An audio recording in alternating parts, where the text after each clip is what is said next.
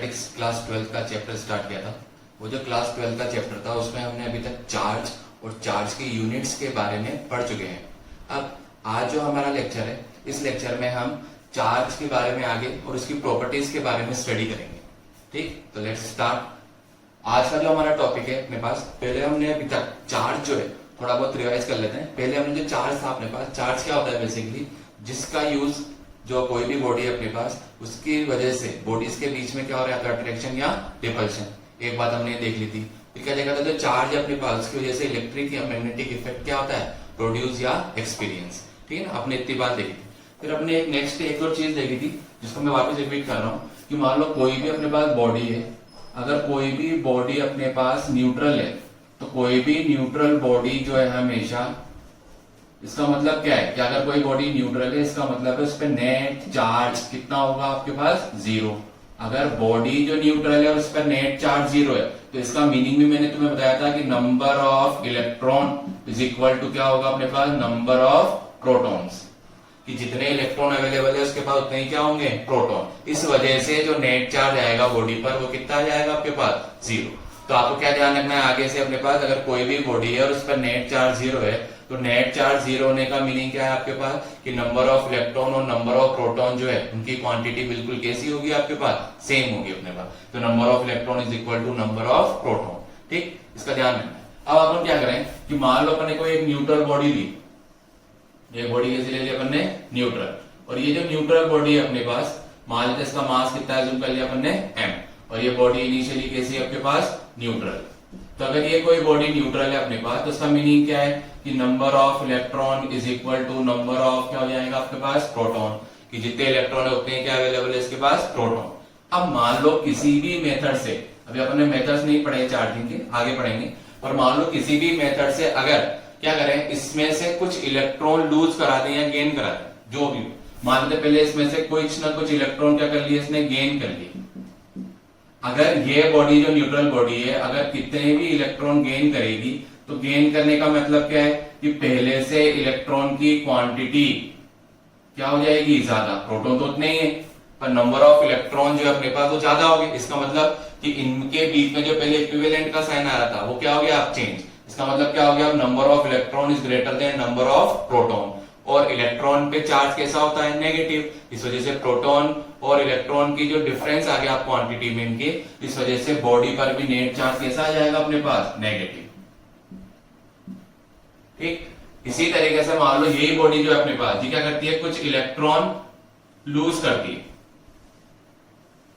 मान लेते हैं अपने पास कि लूज इलेक्ट्रॉन्स, तो पहले से इलेक्ट्रॉन क्या हो गया, लूज करने का होता है, इलेक्ट्रॉन इसमें से कुछ ना कुछ क्या हो जाएंगे, बाहर निकलेंगे। तो इलेक्ट्रॉन जैसे बाहर निकले तो इलेक्ट्रॉन की जो अपने पास अब क्वांटिटी है वो पहले से कैसे हो जाएगी अपने पास, कम। ऐसा बोल सकते हैं प्रोटॉन जो है वो इलेक्ट्रॉन से कैसे हो गए, ज्यादा। इस वजह से क्या होगा, प्रोटॉन ज्यादा होने का मतलब क्या है आपके पास, प्रोटॉन पे नेट चार्ज कैसा है, पॉजिटिव। इस वजह से बॉडी पे भी नेट चार्ज कैसा आ जाएगा, पॉजिटिव। तो इसका मतलब बॉडी बिकम्स पॉजिटिवली चार्ज। ठीक, तो इसका मीनिंग क्या है अपने पास कि अगर कोई बॉडी नेगेटिव है कोई बॉडी पॉजिटिव है तो किससे क्रिएट करी, मान लो अपने न्यूट्रल बॉडी से। तो न्यूट्रल बॉडी से जब कोई लूज करेगा इलेक्ट्रॉन सब तो पॉजिटिवली चार्ज जाएगा, और न्यूट्रल बॉडी अगर इलेक्ट्रॉन गेन करेगी तो कैसे हो जाएगी, नेगेटिवली चार्ज। ठीक है ना, इसका मतलब क्या है, जब भी बॉडी में इलेक्ट्रिफिकेशन या चार्जिंग होगी तो उसके लिए सिर्फ और सिर्फ किसका रिस्पॉन्सिबल होगा, ट्रांसफर ऑफ इलेक्ट्रॉन का। प्रोटॉन जो है अपने पास वो तो उतने ही थे जितने पहले थे अपने पास। क्यों, क्योंकि प्रोटॉन तो हमेशा कहां रहेंगे, न्यूक्लियस के अंदर। पर जो इलेक्ट्रॉन है वो एक जगह से दूसरी जगह तक क्या हो रहा है अपने पास, ट्रांसफर। तो due to transfer of electron क्या क्रिएट हो रहा है आपके पास, बॉडी में चार्ज। तो यार ना, चार्ज को क्रिएट करना है अगर किसी भी बॉडी में तो उसके लिए सिर्फ और सिर्फ इलेक्ट्रॉन ही रिस्पॉन्सिबल है, न कि प्रोटॉन्स। पहली बात का हमें ध्यान रखने अपने पास। तो पहले अपन ने देखा था न्यूट्रल बॉडी का मीनिंग क्या है। अभी अपन ने देखा कि अगर बॉडी में न्यूट्रल बॉडी है उसमें चार्ज प्रोड्यूस करना है तो उसके लिए कौन रिस्पॉन्सिबल हुआ आपके पास, इलेक्ट्रॉन ही। इलेक्ट्रॉन के ट्रांसफर करो और क्या कर दो, बॉडी में चार्ज क्या कर दो, प्रोड्यूस। तो मार्कर में चार्ज प्रोड्यूस करना है, मॉलिस वाले मार्कर में भी चार्ज प्रोड्यूस करना है। तो किसी भी मेथड से, अभी अपन ने मेथड पढ़ा नहीं, और किसी भी मेथड में से इसमें से कुछ इलेक्ट्रॉन निकालो और किसमें ट्रांसफर कर दो अपने पास, दूसरे में। तो क्या हो जाएगा, दोनों बॉडीज में क्या प्रोड्यूस हो जाएगा आपके पास, चार्ज। ठीक, तो इसका मतलब चार्जिंग के लिए आपके पास इलेक्ट्रॉन का ट्रांसफर जरूरी है, ठीक है ना। तो ये क्या हो गया, बॉडी में चार्ज का प्रोडक्शन कब होगा, जब इलेक्ट्रॉन का क्या होगा, ट्रांसफर। या शॉर्ट में अपन ऐसा कह सकते हैं, द एक्सिस ऑफ क्या हो जाएगा, इलेक्ट्रॉन प्रोड्यूसेस नेगेटिव चार्ज और एक्सिस ऑफ क्या आ जाएगा अपने पास, प्रोटॉन, उससे क्या प्रोड्यूस होगा अपने पास, पॉजिटिव चार्ज। ठीक, तो इसका वर्क का आपको ये ध्यान रखना है। ये तो हमने थोड़ी बहुत बात जो कल भी देखी थी अपने पास, वापस थोड़ा सा आगे बढ़ के देख। अब क्या करना है आपको, ये जो चार्ज है, इन चार्ज की छोटी छोटी प्रॉपर्टीज है अपने पास, उसको एक एक करके देखते जाएंगे हम।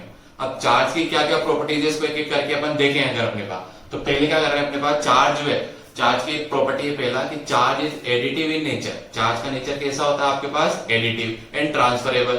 चार्ज क्या होता है, एक बॉडी से दूसरी बॉडी में क्या होता है अपने पास, ट्रांसफर। ट्रांसफरेबल का मीनिंग तो अपन पहले भी देख चुके हैं, कल भी थोड़ा बहुत समझा था, आज भी थोड़ा बहुत समझा हमने कि अगर चार्ज बॉडी में क्रिएट करना है तो इलेक्ट्रॉन क्या कर रहे हैं अपन, ट्रांसफर। एक बॉडी से दूसरी बॉडी में इलेक्ट्रॉन क्या होता है अपने पास, ट्रांसफर, जिससे बॉडी में क्या प्रोड्यूस हो रहा है अपने पास, चार्ज। इसका मतलब चार्ज को एक बॉडी से दूसरी बॉडी में क्या कर सकते हैं अपन, ट्रांसफर कर सकते हैं। कल भी एक एग्जांपल, बहुत सारे एग्जांपल देखते हैं वैसे तो। आपके पास क्या मान लो एक बैलून लिया अपन ने, इसको अपन ने बालों में रब किया, फिर क्या करा, पीस ऑफ पेपर्स के पास उस गुब्बारे को ले जाओ या बैलून को ले जाओ आप, तो होगा क्या आपके पास, वो जो पीस ऑफ पेपर से अपने पास वो बैलून की तरफ क्या लग जाएंगे, अट्रैक्ट। इसका मतलब क्या करा अपन ने, वो जो बैलून था उसको रब करके अपन ने इसमें क्या प्रोड्यूस कर लिया, चार्ज। ऑब्वियसली बात, इसका मतलब चार्ज जो है वो ट्रांसफर हो रहा है एक बॉडी से कहां पे, दूसरी बॉडी में, तो चार्ज ट्रांसफरेबल है। अब charge is additive in nature, इसको एक्सप्लेन करना है मान लो अपन को। तो अपन क्या लें कि मान लो अपन ने कोई भी एक सिस्टम लिया, ये मान लिया अपन ने कोई बॉक्स ले लिया है अपन ने, इसको अपन ने एक सिस्टम अज्यूम कर लिया, ये अपना क्या हो गया, सिस्टम। अब ये जो सिस्टम है इसमें बहुत सारे चार्जेस प्रेजेंट हो सकते हैं। मान लो अपने पास एक चार्ज जो लिया अपन ने, ये ले लिया प्लस का 6 कूलम, फिर दूसरा चार्ज ले लिया मान लो अपन ने प्लस का 15 कूलम, फिर अपन ने एक थर्ड चार्ज ले लिया मान लो माइनस का 4 कूलम, फिर अपन ने एक और चार्ज ले लिया मान लो अपन ने कितना, प्लस का 7 कूलम, और एक चार्ज वो ले लेते अपन कौन सा, प्लस का 9 कूलम या माइनस का 9। ये टोटल चार्जेस दे दिए अपन। तो 1 2 3 4 5, ये टोटल 5 चार्जेस इस सिस्टम के अंदर प्रेजेंट है। अब मैं क्या हूं, टोटल चार्ज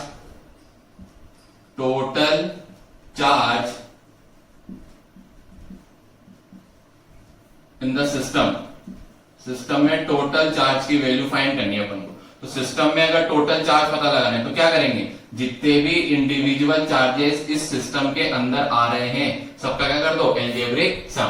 तो कितना लिख रहा है, पहले प्लस प्लस वाले ऐड कर ले, 6 15 और ये 7, कितना आ जाएगा, 6 प्लस 15 प्लस 7। ठीक, उसके बाद क्या है, -4 -9, तो इसको ऐसे लिख देते हैं अपन -4 और -9, ये टोटल हो गया आपके पास। क्या करा, जितने भी इंडिविजुअल चार्जेस आ रहे थे विद साइन सबका क्या कर दिया अपन ने, अलजेब्रिक सम। तो टोटल करेंगे अगर अपने पास तो कितना आ जाएगा अपने पास, ये कितना हो गया टोटल 13, ये 9 और 6 कितना आ जाएगा अपने पास, 15 कूलम। तो ये जो बॉडी है अपने पास, इस बॉडी में कितना चार्ज प्रोड्यूस हो गया अपने पास, 50, पूरे सिस्टम का। तो क्या करा हमने कि अगर किसी भी सिस्टम पे टोटल चार्ज फाइंड करना है तो उसके इनसाइड जितने भी इंडिविजुअल चार्जेस आ रहे हैं उन सब का क्या कर दो आप, अलजेब्रिक सम। तो ऑब्वियसली बात है कि अगर किसी भी बॉडी पर चार्ज है तो उसमें अगर अपन ने नया चार्ज कोई ऐड कर दिया या नया चार्ज क्या कर दिया अपन ने उसमें से बाहर निकाल लिया, तो बॉडी में जो चार्ज है अपने पास वो उसके अंदर जितने भी चार्जेस बचेंगे उन सबका क्या हो जाएगा आपके पास, अलजेब्रिक सम। तो देखो यहाँ लिख रखा है, the total charge on the extant body is the algebraic sum of all charges placed at different points inside it। तो टोटल चार्ज किसके इक्वल होगा, जितने भी इंडिविजुअल चार्जेस आ रहे हैं उन सबका क्या हो जाएगा आपके पास, अलजेब्रिक सम। ठीक, बिल्कुल सिंपल सी, कोई ज्यादा खास बात नहीं है इसमें, बस जितने भी चार्जेस हैं सबको कर दो आपस में ऐड कर दो विद साइन, बस ध्यान रखना आपके पास। ये तो क्या हो गया अपने पास, first property, charge is additive and transferable. Next अपन देखते हैं अपने पास चार्ज जो है अपने पास, उसको क्या करेंगे अपन, वो मास के साथ कैसा है, एसोसिएट। ठीक है, charge is always associate with मास। अब इसे हम समझे, चार्ज मास के साथ कैसे एसोसिएट है आपके पास, इसे चेक करना है आपके पास। तो देखो अभी अपन ने क्या देखा था कि मान लो ये न्यूट्रल बॉडी, तो इस न्यूट्रल बॉडी का मास कितना अज्यूम कर लिया, m। न्यूट्रल बॉडी से नेगेटिवली चार्ज बॉडी क्रिएट हुई। How does negatively charge body will be created, when neutral body क्या कर रही है अपने पास, इलेक्ट्रॉन को गेन करती है। जैसे ही इलेक्ट्रॉन गेन किया, इसका मतलब क्या है, पहले से इसके अंदर नंबर ऑफ इलेक्ट्रॉन की क्वांटिटी क्या मिल गई आपको, ज्यादा। जैसे इलेक्ट्रॉन ज्यादा हो गए, इसका मतलब क्या है, पहले मान लो इलेक्ट्रॉन 30 थे, अब 30 से इसने 5 इलेक्ट्रॉन गेन कर लिए। पहले अज्यूम कर लेते हम कितने थे इसके पास, 30। अब 30 से क्या करा आपने, इसने 5 इलेक्ट्रॉन गेन किए। जैसे ये 5 इलेक्ट्रॉन गेन करेगा तो अब टोटल कितने हो जाएंगे इसके पास, 35। तो 35 इलेक्ट्रॉन अगर इसके पास हो गए तो इसका मतलब क्या है, नंबर ऑफ इलेक्ट्रॉन पहले से कैसे मिल गए, ज्यादा।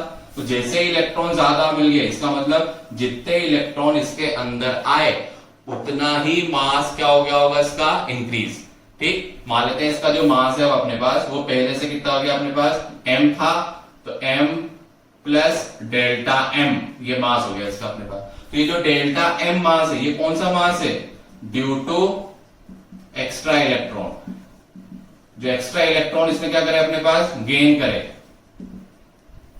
उसकी वजह से क्या हो गया आपके पास, इसमें एक्स्ट्रा मास क्या हो गया अपने पास, ऐड हो गया। इसका मतलब क्या बोल सकते हैं अपन कि when a neutral body gaining electron then its mass will be increase. किस तरह से इंक्रीज हो गया अपने पास, अज्यूम कर लिया अपने डेल्टा m से।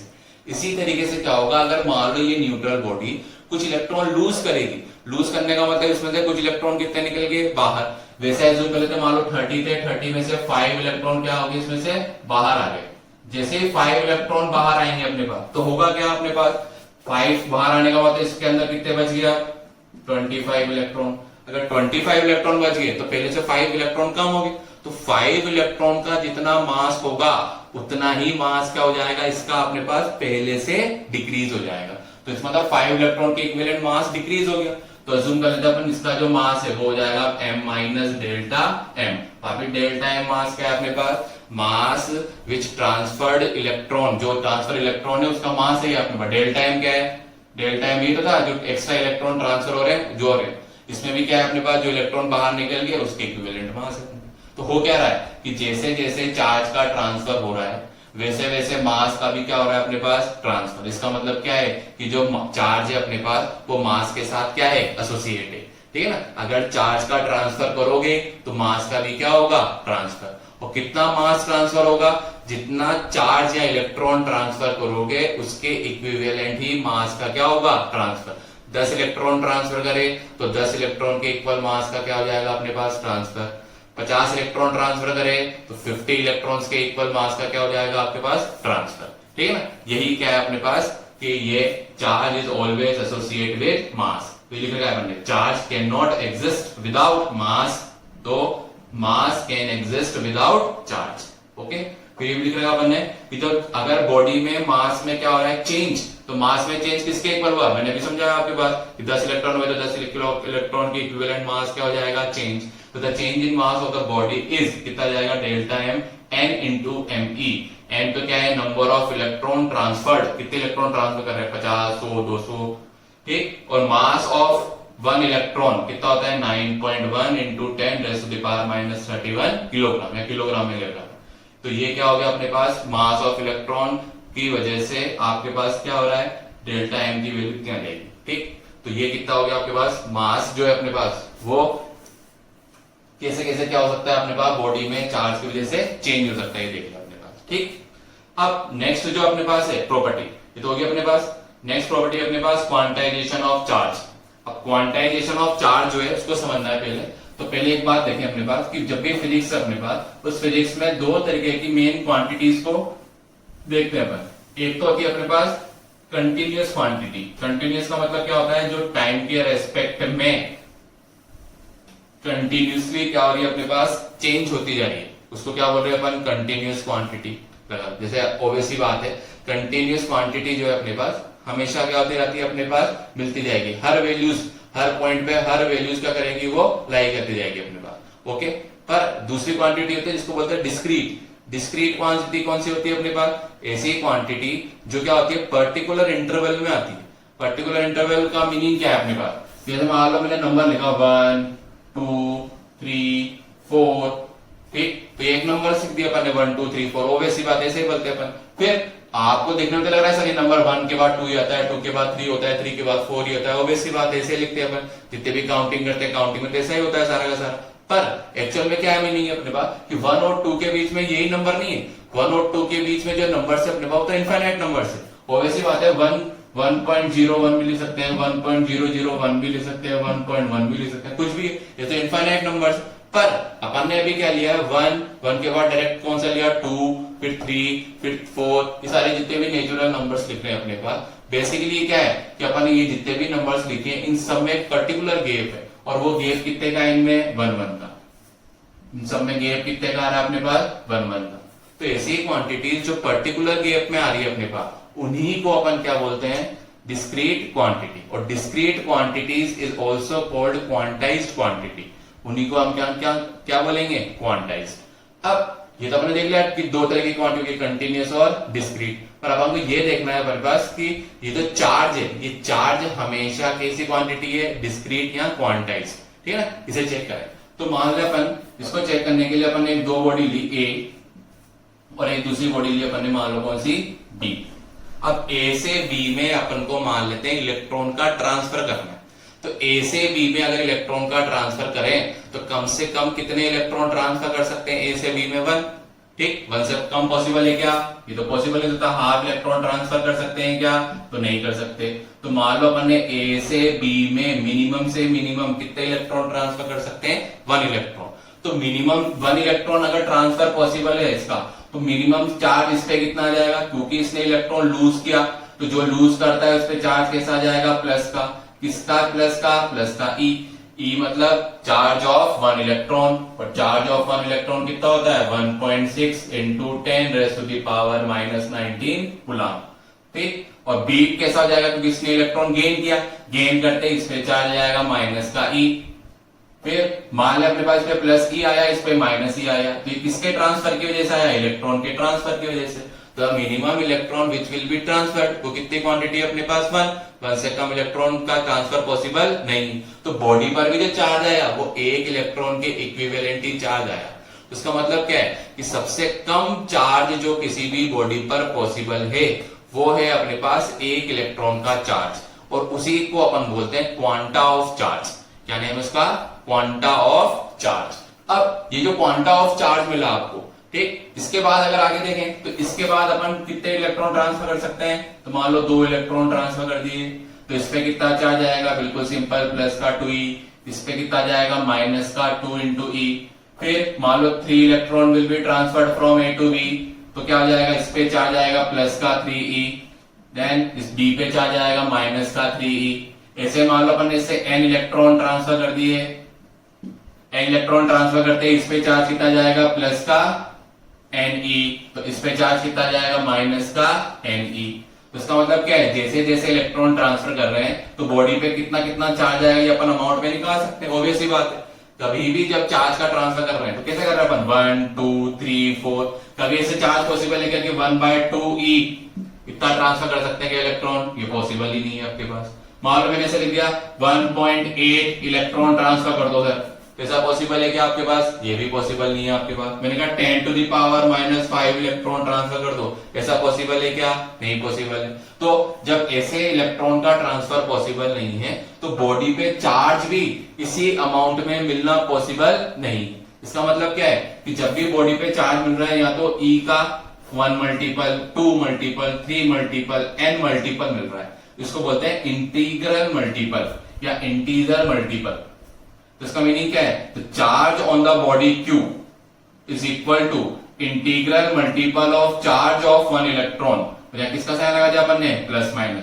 प्लस कब, जब इलेक्ट्रॉन क्या करेगा लूज, माइनस कब, जब इलेक्ट्रॉन क्या करेगा गेन। और यही जो लिखा है आपके पास यही है क्वांटाइजेशन ऑफ चार्ज, ठीक। तो यह क्या हुआ आपके पास, Q is equal to plus minus n, n number of electron which will be transferred from one body to another body, ठीक। इसकी वैल्यू हमेशा किसमें होगी 1 2 3 4 5 6, जितने अमाउंट में इलेक्ट्रॉन क्या कर रहे हैं अपने पास ट्रांसफर।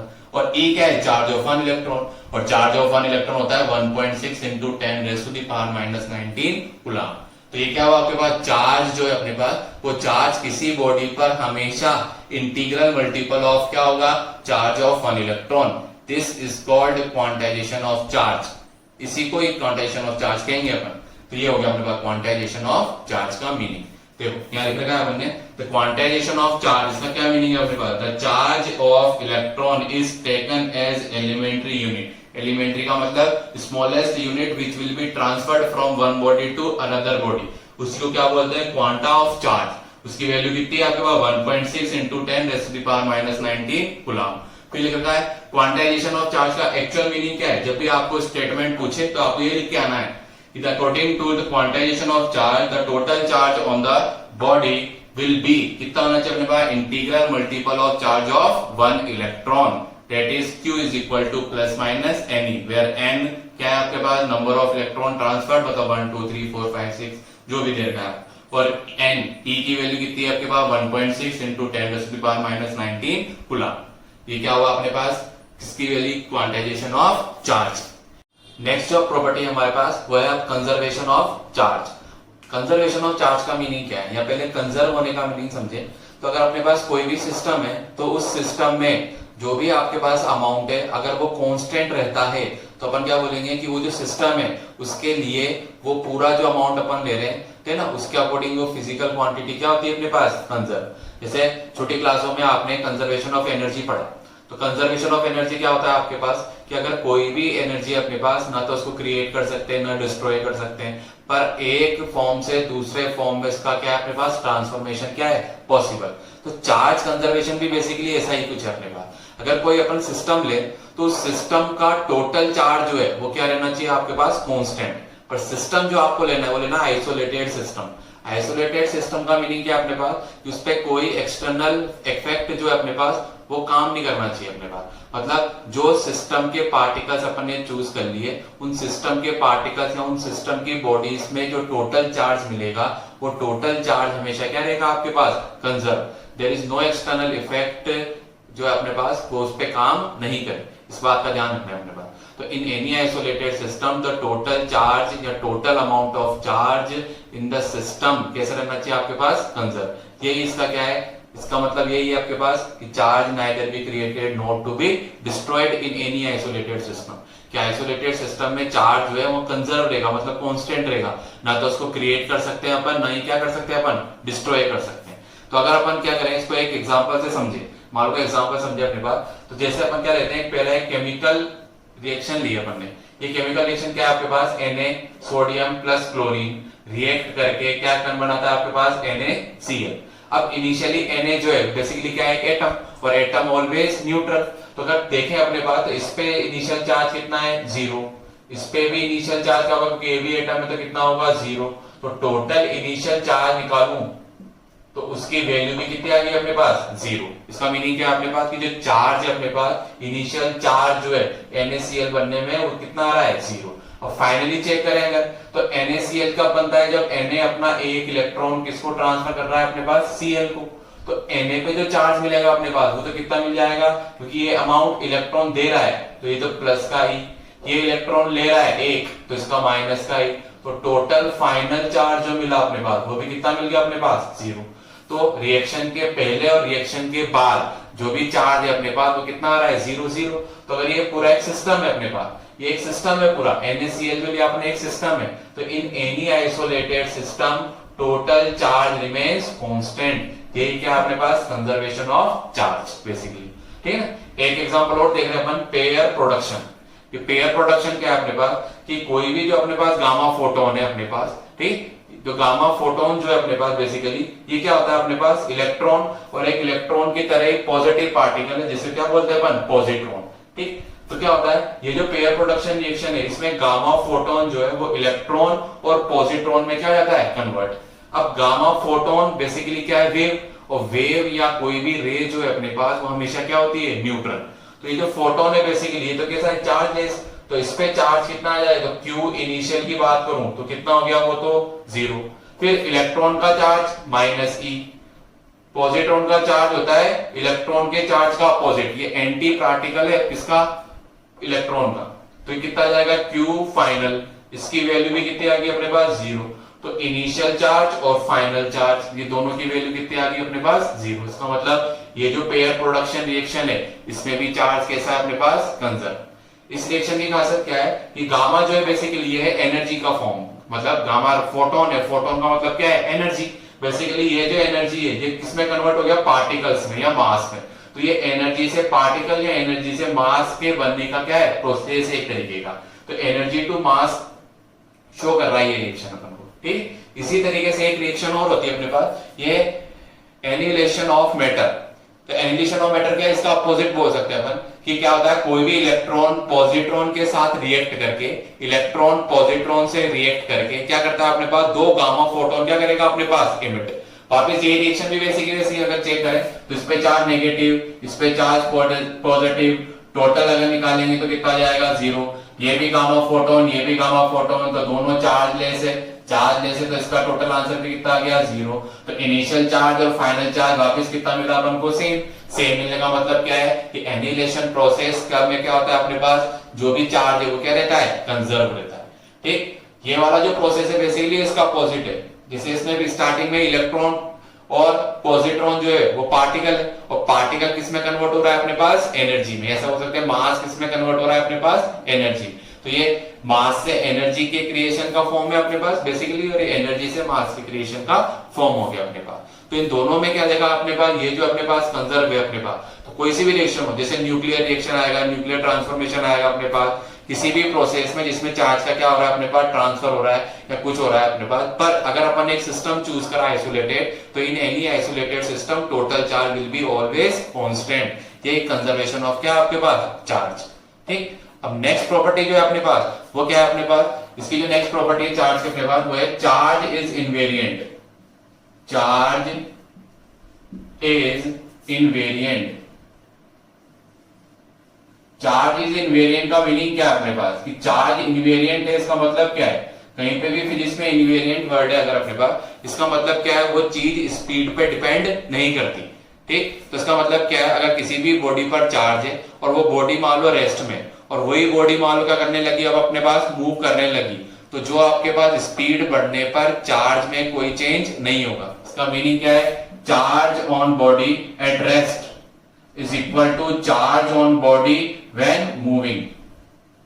तो मूविंग चार्ज और रेस्ट चार्ज दोनों का अमाउंट हमेशा क्या रहता है अपने पास, सेम रहता है। इसी वर्ड को क्या बोलते हैं अपन, चार्ज इज इनवेरिएंट। तो चार्ज इनवेरिएंस होने का मीनिंग अपने पास यही है सिंपल सा, कि चार्ज जो है स्पीड पे डिपेंड नहीं करता। दूसरे लैंग्वेज में अपन ऐसा बोल सकते हैं कि जो चार्ज है अपने पास वो कभी भी फ्रेम ऑफ रेफरेंस जो है अपने पास उसके चूज करने पे डिपेंड नहीं करेगा, ठीक। तो ये क्या अपने पास स्पेशल टाइप ऑफ प्रॉपर्टीज अपन ने सारी की सारी जो है चार्जेस की ये पढ़ ली सब, ये सारी की सारी। तो मेन प्रॉपर्टीज के आज अपन ने डिस्कस किया। तो नेक्स्ट लेक्चर में हम चार्ज के बारे में और आगे की चार्ज कैसे अपने पास डेवलप होता है अपने पास किसी बॉडी में चार्जिंग कैसे होती है और कुछ न्यूमेरिकल वगैरह जो है वो डिस्कस करेंगे। Thank you very much. घर पे रहिए, सुरक्षित रहिए।